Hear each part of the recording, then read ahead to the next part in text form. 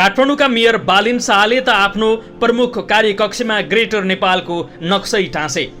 प्रमुख विपक्षी दल एमालेका अध्यक्ष केपी शर्मा ओली, रासुपाका सभापति रवि लामिछाने संसदमा बोलेका टिप्पणीबाट थाहा हुन्छ जयशंकरले दाबी गरेझैँ नेपाल प्रष्ट भइसकेको छैन। यतिखेर नेपालमा अखण्ड भारतकै जस्तो ग्रेटर नेपाल नक्सा बनाएर राख्नुपर्छ भन्ने मत जब्बर बन्दैछ।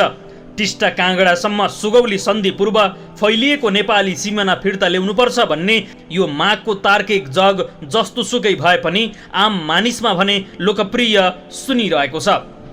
त्यसैले बिहिबार बिहान विराटनगरमा काङ्ग्रेस महामन्त्री थापाले भन्न पुगे, अर्को देशले हाम्रो देशका भूभाग मिलाएर सांस्कृतिक नक्सा भन्दै छाप्छ भने नेपालले पनि ग्रेटर नेपाल बनाउने र त्यसबारे चिन्तन गर्ने हक राख्दछ।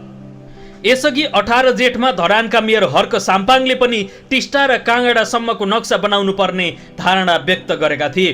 उनले ग्रेटर नेपाल नभनी अखण्ड नेपाल भन्नुपर्ने भन्दै फेसबुकमा लेखेका थिए, अब नेपालले पनि अखण्ड नेपाल भन्दै टिस्टा र काँगडासम्मको नक्सा बनाएर सार्वजनिक गर्नुपर्छ।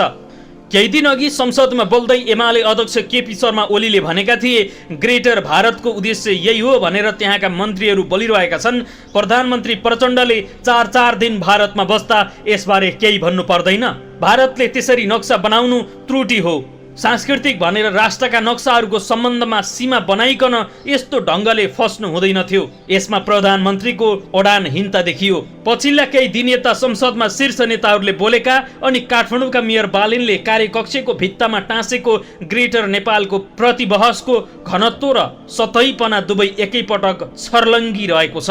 यसको पृष्ठभूमिमा अघिल्लो साता भारतले नयाँ संसद भवनमा टाँसेको अखण्ड भारतको मुरल नक्सा छ, जहाँ नेपाल, पाकिस्तान, बङ्गलादेश लगायत देशमा पर्ने भूभाग समेटिएका छन्। बङ्गलादेशले भारतसँग औपचारिक रूपमै यसबारे जानकारी माग गर्ने बताएको छ। यो आम जानकारीमै छ। भारतको सत्तारूढ भारतीय जनता पार्टीको मातृ संस्था राष्ट्रिय स्वयंसेवक सङ्घ आरएसएस को पुरानो राजनीतिक मुद्दा हो अखण्ड भारत। बुझ्नुपर्ने के छ भने यो कुनै भारतवर्षको सांस्कृतिक या आध्यात्मिक मिथकसँग मात्रै सम्बन्धित छैन, बरु भारतको ऐतिहासिक गौरव फर्काउने भन्दै भौगोलिक विस्तारवादी एजेन्डाको पैरवी गर्छ। जुन बेला यो एजेन्डा उड्दै थियो त्यसबेला भाजपा सानो दल थियो अनि आरएसएस सानै थियो। नेपालमा राष्ट्रवादी अभियन्ता फणिन्द्र नेपाल लगायत सानो समूहले यदाकदा उठाउने गरेको ग्रेटर नेपालको झिनो माग अकाशमात उछालिनुमा अरू कोही नभएर उही भारतीय संस्थापनको रवैया कारक छ। यसै पनि नेपालको राष्ट्रवादी अडानको ठूलो हिस्सा भारतीय प्रभुत्व विरुद्धको प्रतिवादकै रूपमा प्रकट हुने गरेको छ। यसैमा मिसिएका छन् काङ्ग्रेस महामन्त्री थापादेखि काठमाडौँ मेयर बालिनसम्म। बालिनले ग्रेटर नेपालको नक्सा आफ्नो कार्यकक्षमा राखेसँगै विश्वमा तरङ्ग पैदा भएको छ। अहिले विभिन्न मिडियाले यो बारेमा समाचार प्रकाशन गरिरहेका छन्। भारतको नयाँ दिल्लीमा रहेको वियोन टेलिभिजनले पनि बालिनको खुलिएर प्रशंसा गरेको छ। यस्तै दर्शकवृन्द, नेपाल र भारतबीच पछिल्लो समयमा सीमा विवाद उत्कर्षमा छ। दक्षिण एसियामा भारत एकैपटक नेपाल, पाकिस्तान र चीनसँग सीमा विवादमा अल्झिएको छ भने बङ्गलादेशसँग सीमा विवाद पुरानै समस्या हो। यस्तो अवस्थामा भारतका सञ्चार माध्यम पछिल्लो समय नेपालसँगको सीमा र ऐतिहासिक प्रमाणहरू खोतल्ने प्रयासमा लागेका छन्। तर उनीहरूसँग नेपाली भूमि हडप्नका लागि दाबी गरिएको कृत्रिम काली नदीको बाहेक अरू कुनै पनि प्रमाण छैन। यसै क्रममा भारतको चर्चित सञ्चार माध्यम भास्करमा ग्रेटर नेपालको तस्बिर छापिएको छ। सन् 1816 को सुगौली सन्धि अघि नेपाली भूभाग रहेका भारतीय क्षेत्रसहित यो नक्सा प्रकाशित भएको छ, जसमा पश्चिम नेपालको सीमा पूर्वमा मेची र पश्चिममा महाकाली हुने भनिएपछि सीमाबारे ठोस निर्णय नभएको उल्लेख गरिएको छ। भारतीय तीर्थयात्रीलाई कैलाश मानसरोवर जानका लागि 3वटा बाटाहरू सिक्किमको नाथुला, नेपाल र उत्तराखण्डबाट रहेको उल्लेख गरिएको छ। यद्यपि भारतले हालै यही उत्तराखण्डबाट कैलाश मानसरोवर जाने सडक निर्माण गरेको विषयमा विवाद उत्पन्न भएको छ। नेपालको लिपुलेक हुँदै जाने यो सडक करिब 80 किलोमिटर लामो रहेको छ, जबकि नाथुलाबाट मानसरोवर जानका लागि 900 किलोमिटर र नेपालको तातोपानी नाका हुँदै जानका लागि 540 किलोमिटर रहेको छ, जहाँबाट मानसरोवर जान 20 देखि 22 दिन लाग्छ। तर लिपुलेक हुँदै यो मार्ग भारतले कब्जा गर्न सक्यो भने यो यात्रा केवल 3 दिनमा गर्न सकिन्छ। उत्तराखण्डबाट पनि 3वटा मार्गहरू रहेका छन्, जसमध्ये पहिलो पिथौरागढबाट तावाघाट, यसको लम्बाइ 107 किलोमिटर रहेको छ। अर्को तावाघाटबाट घटिया बगड जुन 19.5 किलोमिटर रहेको छ भने तेस्रो घटिया बगडबाट लिपुलेक हुँदै जाने सडक।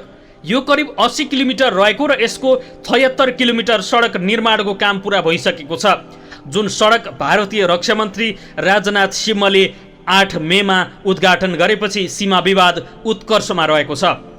सुगौली सन्धिमा नेपालको पश्चिम सीमा महाकाली नदी हुने बताइएको छ, तर त्यसपछि पनि सीमाका विषयमा पटक पटक समस्या आएको देखिन्छ।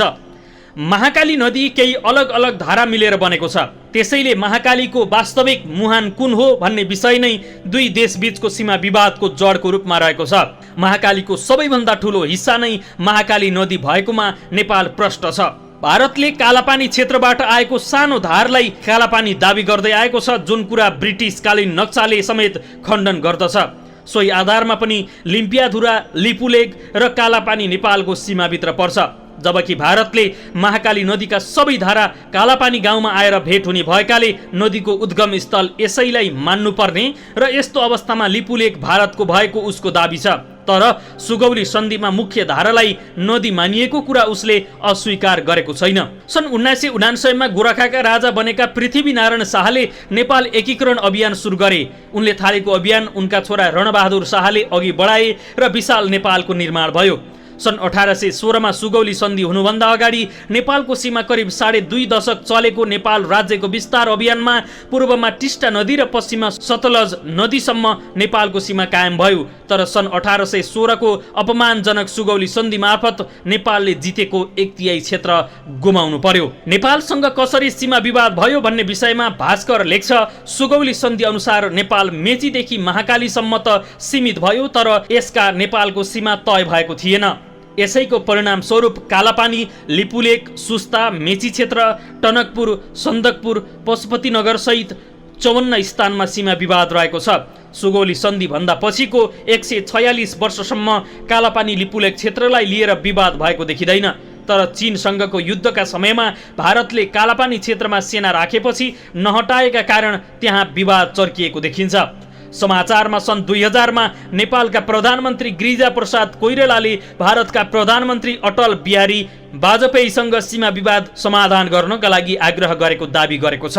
दर्शकवृन्द, यो समाचार जोडतोडका साथ विश्वभरि फैलियो भने र भारतले मिचेको नेपालको भूमि फिर्ता गर्नुपर्छ भन्ने दबाब आयो भने पक्कै पनि नेपालका अगाडि भारत घुँडा टेक्न बाध्य हुनेछ।